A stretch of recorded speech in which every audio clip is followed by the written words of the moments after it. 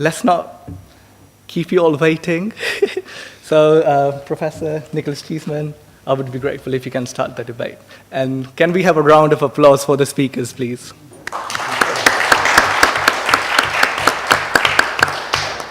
There are far too many people in the member states of the Commonwealth who don't know what the Commonwealth is. And one of the reasons for that is that the Commonwealth is not playing a meaningful role in the lives of those member states. The UK stands at a crossroads. In the context of having voted to leave the European Union, we need to build more and more effective relationships with the outside world. Our argument rests on three main foundations. First, we will demonstrate that the Commonwealth is an out-of-date organisation, largely unknown even amongst its member states, as I've already hinted. Second, we will show that the Commonwealth has become what we will describe as an unhelpful distraction, a distraction that creates a false sense of our international influence and actually invokes former glories while glossing over contemporary weaknesses.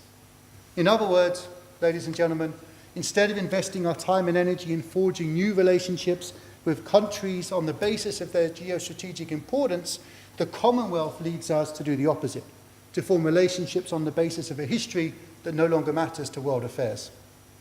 Third, and we will pick this up in our second set of comments, my colleague is going to demonstrate to you the limited benefits of the Commonwealth, even for some of its smaller members. The Commonwealth was a product of colonial rule. It was not founded on the basis of economic logic, nor was it founded on the basis that these states voted or wished to become members of the Commonwealth. Instead, they were forced together as a part of the colonial empire. Today, the Commonwealth stands as an outdated anachronism. As a political organisation, it's too small to be significant and has very rarely exerted any influence in global affairs. As an economic organisation, it does not include most of the United Kingdom's most important economic trading partners. It is quite simply no replacement for the European Union. As a force for development, it has remarkably limited footprint. Ladies and gentlemen, I put it to you that that is the real reason why the Commonwealth prevents the UK from moving on from the past and dealing with the future. Thank you very much. Thank you so much. Thank you so much, Nicholas. And now we've got Keith Silksmith, so he will be presenting the opposition to this debate. What do we understand by the motion, can I first of all ask you? Look at the motion. Clearly it is not suggesting that the UK prevents the Commonwealth from moving on, assuming it needs to, but the other way round. The Commonwealth, comprising 52 independent, equal sovereignty states, constrains the UK in some way. That the UK, or perhaps even the Commonwealth, is living in a time warp. The past is the past. Every day which passes becomes the past, and every day to come is the future. The UK is not living in the past. The world is now more of a network system than ever before, where relationships of the kind that the Commonwealth promotes really matter. The Commonwealth fits in better with the 21st century than the EU, which some would argue has reached the end of its time. The organisation World Economics, which has a growth tracker, shows that the Commonwealth has already overtaken the Eurozone in its share of world economic output. In summary, the modern Commonwealth is a future-facing network. Like all organisations, over time, there is always room for improvement.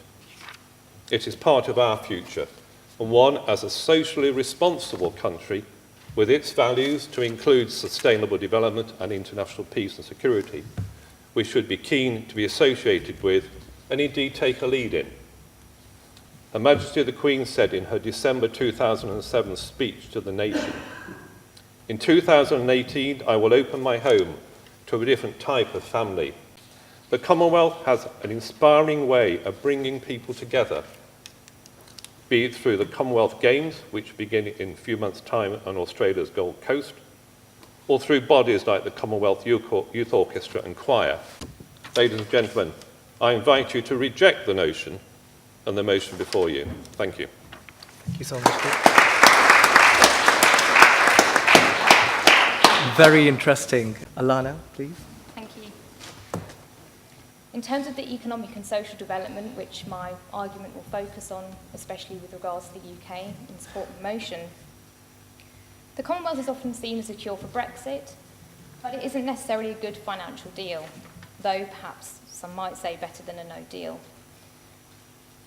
So not only is the UK the largest contributor to sustaining the Commonwealth for potentially little benefit, the economic benefit value of the Commonwealth UK and its future is often overrated as well. For example, only around 9% of total UK exports went to the Commonwealth, compared to about 44% to the EU. Now, onto the vital topic of the Commonwealth Games. It's true that they represent a good opportunity for economic and social development. However, the benefits to the UK and its host cities are questionable in practice. For example, in the Liverpool bid to host the next Games, the Mayor proudly stated it would cost £672 million to host them. And this puts a strain on our cities, which are experiencing major cuts to public services. For those living in Birmingham, for example, the recent bin crisis, which was not pleasant for anybody, is a result of such cutbacks. In addition, a recent legacy report from the Scottish Government also stated that if the money that had gone into the Glasgow Commonwealth Games a few years ago had gone into other services, it would have had a similar economic legacy. In addition, people didn't really get fitter or more active either as a result. So socially and economically, the Commonwealth Games did not leave a lasting legacy future. Thank you. Thank you so much, Alana. Daryl? When we think about Commonwealth, what do we actually think? Depending on the generation of people that actually think about the Commonwealth, what do we think? Obviously, we know about the terrible history with the Commonwealth and the British Empire, but that's the history of it. There was a lovely lady named Geraldine Atherley, who in the 1900s was a descendant from slavery. One of her children managed to make it to the UK for a better life. When she grew up in the 70s, she would hear statements like, "Nigger mind, go black home, it will be all white in the morning." She had amazing children, beautiful children, and through the statistics that she was living in, growing up in a poor area, she raised her children to understand the history that she had, history before her, and so forth. Now, one of her sons managed to go to university at a younger age. That gentleman is standing right here in front of you right now. So the reason why I oppose that is because I'm living proof, I am the testimony that Britain can move forward. Yeah, we know about the history, but we are in a better place. There's a lot of tweaks that need to be done, but we are living in a better place. So I oppose the motion that Britain and the Commonwealth do not prohibit society moving forward. Thank you. Thank you. Thank you so much, Daryl. Thank you so much, Daryl. Now I would like to open the debate to the floor. So anyone who will be interested to present their arguments? The Commonwealth is a high potential market for natural capital, net environmental gains, and being able to fulfill international obligations regarding the carbon credit market. The level of involvement, the level of engagement that it provides as platform, I think it's sufficient for it to cater to such vast, in fact, community of nations and a big population in the world. Thank you.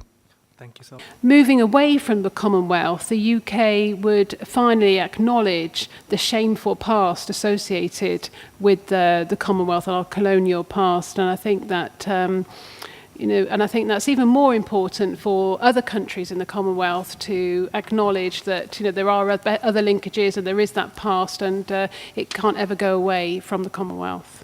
I oppose the motion. 11% of our land forces, sea and air, are supported by Commonwealth diaspora individuals. If we do need to face a conflict, where will we look to the defence of our realm? We should not neglect the past. We should embrace where the Commonwealth has got great economic value, and more importantly, the population of the UK dependency on what that will do. I'm opposing the motion by saying that we have to live by depending on each other. And for us to move forward, we always have to base on our background. Our background is what will push us forward for the better future. Thank you. If you consider the motion and the idea that membership of the Commonwealth is holding Britain back, it's a very selfish motion. So I will support the motion on, in my opinion, moral grounds mainly. So I think nothing holds the UK back from, giving all those benefits and, promoting all those nice things that the Commonwealth pledges to promote. Doesn't leaving the EU give us an opportunity to develop trade with the Commonwealth, which can be both can be mutually beneficial? In the 1800s, Maharaja Dalip Singh unfortunately was taken to England in exile, never allowed to return back to his homeland. Fast forwarding to 1947, where the Sikhs did unfortunately not get their own homeland. So the British Empire, the history behind it can never be forgotten. The second point which I would like to raise is regarding investment. If we look at all the countries which are part of the Commonwealth, let's look at their GDP. Wouldn't that money be used elsewhere? To summarise, the British Empire, it's been there, it's plain history. What we can do is we can move forward, we can allow these countries to have freedom now. Take, for instance, Congo. Congo today can feed the whole of Europe. But because they don't have the British Empire behind them, the British synergy, the British power that will make them to see things differently. That country is controlled by 7 European countries. And that's the country that produces everything that we use in this world today, including mobile phones, television, and everything. You understand what I mean? So the British Empire has done more good than harm. For me, for me, the Commonwealth Games is like engagement of sports. It's promoting sports. It's promoting athleticism. So for me, Commonwealth is a good thing. Actually have to say it. I came back from the Caribbean 3 weeks ago after the hurricane to look on my mom in Dominica. And the interesting thing is, 1 week after I returned there, Prince Charles was in Dominica. Oh, that's and I thought to myself, what on earth is he doing there, for goodness sake? What can he do? It actually made a difference in moral. It lifted the spirit of they welcomed him. They were happy to have him. That brings us to the end of the debate. Can we again have a big round of applause for our speakers, please?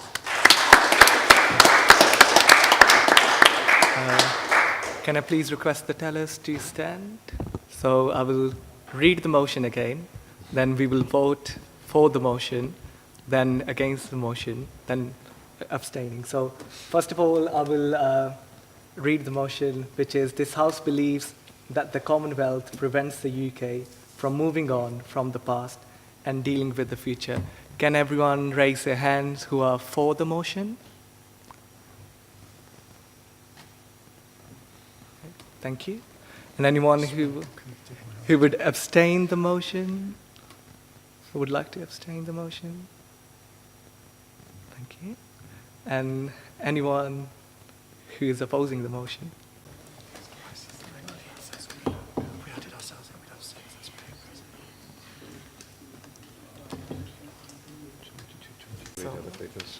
So we got 4 who are for the motion, and then we got 1 gentleman who would like to abstain the motion, then 25 who are opposing this motion. Thank you so much, everyone.